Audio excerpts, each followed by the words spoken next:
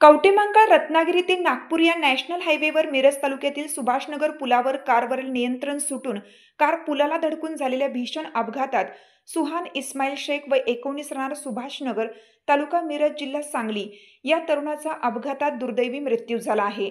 सदरचा अपघात 15 जुलै रोजी पहाटे 5:30 वाजण्याच्या सुमारास घडलेला आहे।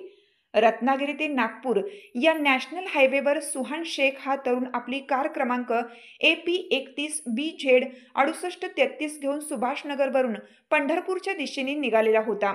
यावेळी बोलवाड गावच्या पुलावर आल्यानंतर भरधाव वेगाने जात असताना कारवरील नियंत्रण सुटल्याने कार पुलावरील कठड्याला जोरदार धडकली।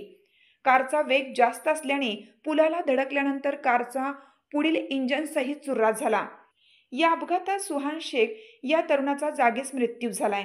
अपघाताची घटना समजताच घटनास्थळी